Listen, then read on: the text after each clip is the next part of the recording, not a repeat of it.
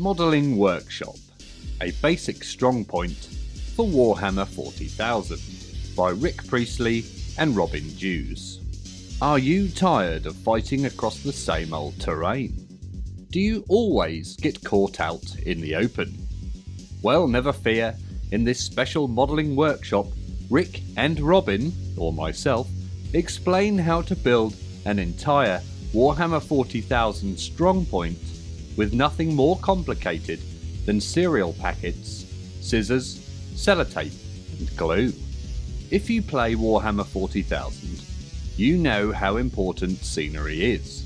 Woods, hills, rocky outcrops, buildings, rivers and other bits and pieces which make a game much more exciting and almost infinitely varied.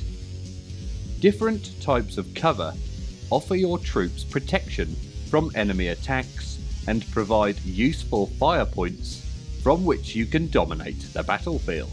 The Warhammer 40,000 2nd edition boxed set includes a few card ruins to get you started, but there is no limit to what you can make with a little ingenuity and a bit of cardboard and some glue.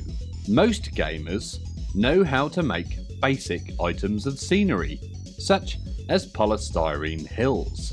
The photographs that are shown every month in White Dwarf also contain endless examples of terrain that has been modelled up from cheap or free materials such as cardboard tubes, polystyrene packing, bits of wire, gravel, sand and the like.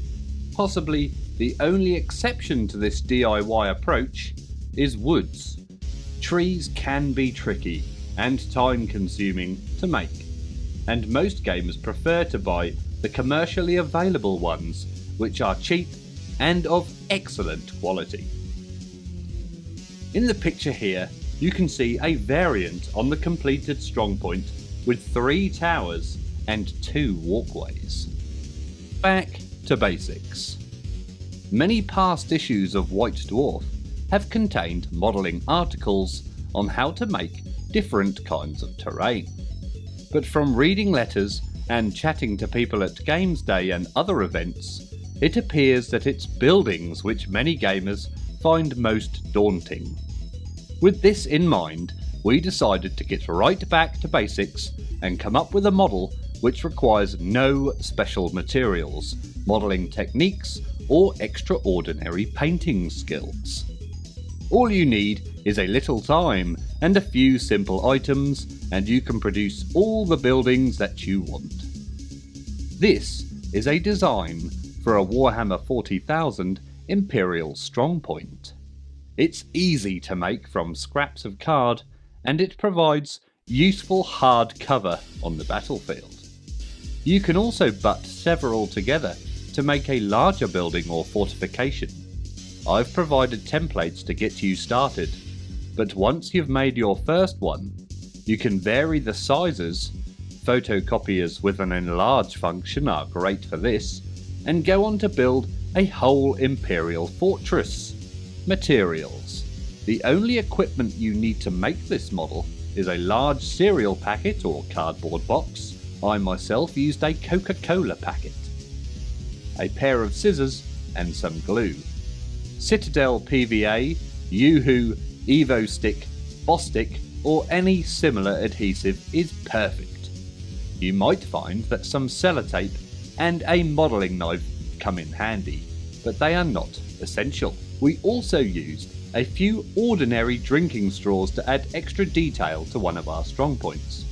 I myself struggled to find plastic straws, so I had to make do with the new cardboard straws. All you need to make this model are the few simple household items shown here. You may not be able to find a period cornflakes packet, but any contemporary packet will do. The templates. The templates provided with this article give you the exact shapes for all the pieces you need to make your model. You'll need to either remove the pages from your magazine or photocopy them before you start, or use the templates I've provided at the end of the video to print out. You don't need to cut out the individual pieces, as you are simply going to transfer the shapes onto your card. The best way to do this is put the page of templates over your card and then use a compass or similar sharp pointy thing to prick a hole through at each corner. The red circles on the templates show all the positions at which you'll need to do this. Once you have marked all the corners in this way, just join up all the pinholes with a pen or pencil like a dot-to-dot puzzle and you'll have a perfect copy. You can then cut out this card copy with your scissors. You'll find that you need to make 2 or more copies of some of the pieces, but this information is marked on the templates. The strong point consists of 3 parts, 2 towers and a bridging section between. The towers both look the same, but one is in fact a mirror image of the other. Don't worry about this, all you have to do is fold the 2 sections of one tower inside out and you'll find you have just the shapes that you need. Assembling the towers. Take all the bits for one tower and score and fold along the dotted lines. Use a knife or the blade of your scissors to do this, but be careful not to cut right through your card. Cut out and remove the grey areas completely, but then place them on one side.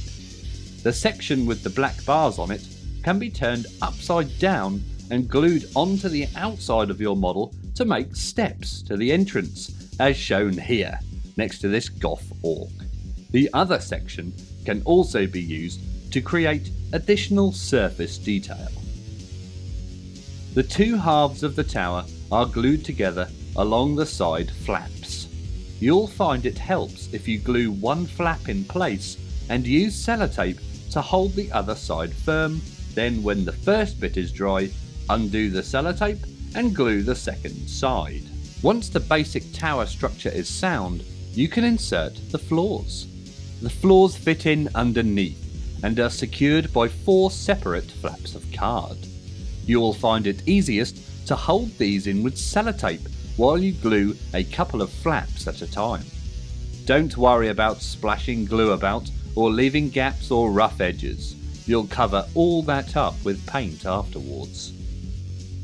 While all this is drying, you can go off and have a cup of tea or eat a few more bowls of cornflakes to make sure you've got enough card for the next bit. The bridging section. Once both towers are complete, you can add the bridging section. This consists of 2 pieces, the walls and a walkway. Start off by marking out the templates, cutting them out and scoring all the dotted lines to make folds and flaps as you did with the towers. Assembly is very straightforward and you should be able to work it out by fiddling with the bits of card and looking at the diagrams on the page.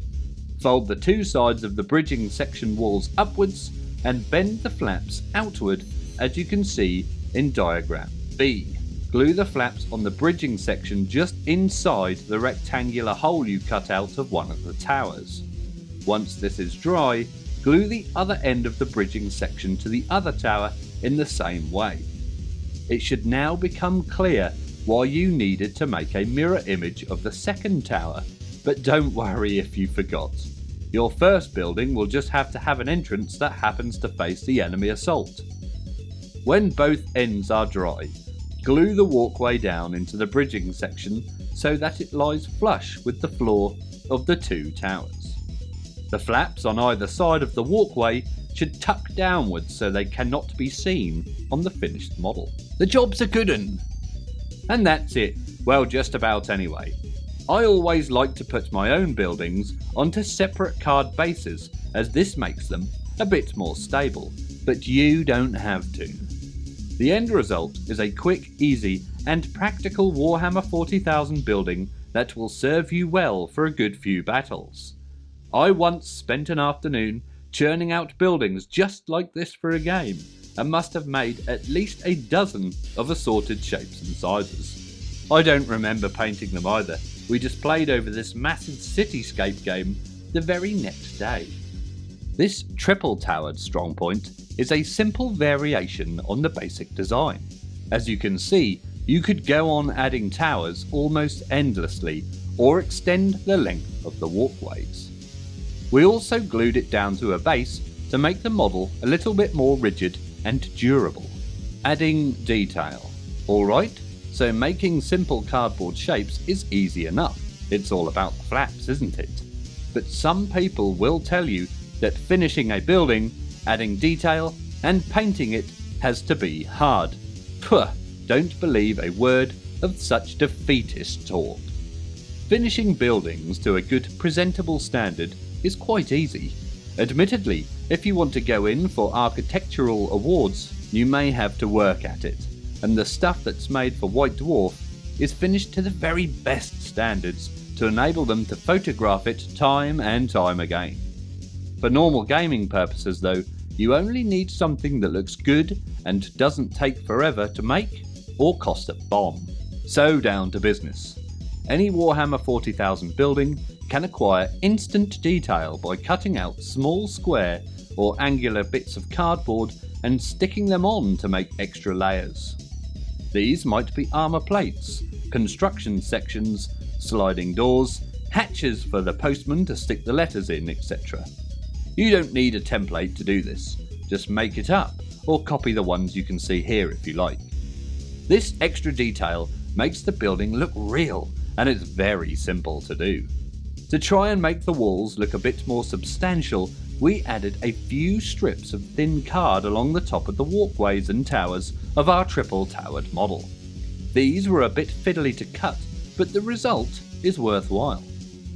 We've included templates for the side and corner buttresses, which you could add to your model if you wish. The corner ones are particularly good at concealing any rough edges or glue marks. You can also use bits of wire to represent pipes, and scrap items from plastic kits can become vents or control panels or whatever. Note how the pieces we'd cut out to make the entrance holes were turned upside down and stuck back onto the outside of the model to make simple ladders. If you really want to go to town, you could give your model a coat of textured paint to make it look like concrete. This is a good way to conceal any mistakes, but it's entirely up to you. This picture shows the basic model with lots of bits of rough shaped angular card glued onto the sides to give it a bit more texture. It also makes it look rather orky. And in this picture we've added a more disciplined style of buttressing to this strong point to give it a hard imperial look. This model has had the buttresses added and it's now ready for painting. Painting your model. It's surprisingly easy to paint a building using just a few simple techniques. It takes a bit of time and patience to master these, but overall it's probably easier than miniature painting. To begin with, we painted the whole model black with Citadel black undercoat. The black is useful because when the model is finished, any bits you have missed will show through as black shadow rather than plain card. Once the undercoat was dry, we applied a base coat of Space Wolf Grey. It's a good idea to thin the paint slightly with water, but be careful not to get the card too wet or it may warp. When this was dry, we painted a shading wash to all the areas where we wanted to create shadows. Around the door edges, the inner corner of the towers, and around any areas of detail on the strong points. Once the whole lot has dried, you can apply highlights of lighter colours to the edges of the corners, the edges of raised detail, and any other bits that you've added. Dry brushing these areas is very effective because you are working on such a relatively large surface. Finally, you can pick out any small details with different colours. Is that it then? Well, more or less, that is it. If you can make a reasonably strong structure from card, you can make a building. If you can make one, you can make a dozen. If you can do that, then you could be playing a multi-level Warhammer 40,000 urban firefight next weekend. You'll have to eat a lot of cereal in between though. Of course, just as Mike McVeigh and the heavy metal team paint miniatures to a heroically superhuman standard, there is scope for modelers to produce buildings to the very best standards too. Obviously, you can use thicker card to make buildings more durable, and you can take your time painting and finishing them. But remember, the fundamental value of a building in Warhammer 40,000 is that it splits the game into levels, creates inaccessible areas, and offers both cover and dominating fire positions to troops who occupy it. In effect, the presence of buildings multiplies the gaming potential of an area many times over. To achieve this, you don't need brilliantly modelled prize-winning buildings, you just need buildings, so get to it. You can also see the Imperial Strongpoint that I've created in these pictures that follow. Thank you very much for watching, and always remember to drill your barrels. Here come the templates.